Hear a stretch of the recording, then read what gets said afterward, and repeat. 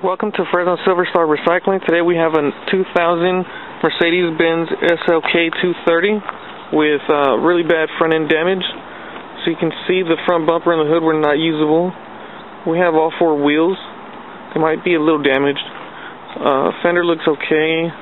Driver's side door is in good condition. Quarter panel looks to be good. It's one of the other wheels. Tail light on this side is good so far. Rear bumper has some paint damage on it. Trunk lid looks good. The other tail light is good. This quarter panel on the passenger side is good.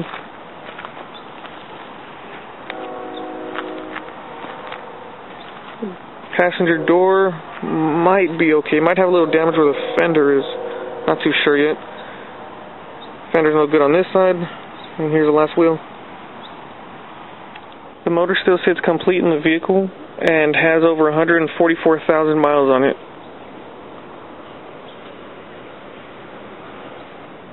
The driver's side door panel looks to be in okay condition.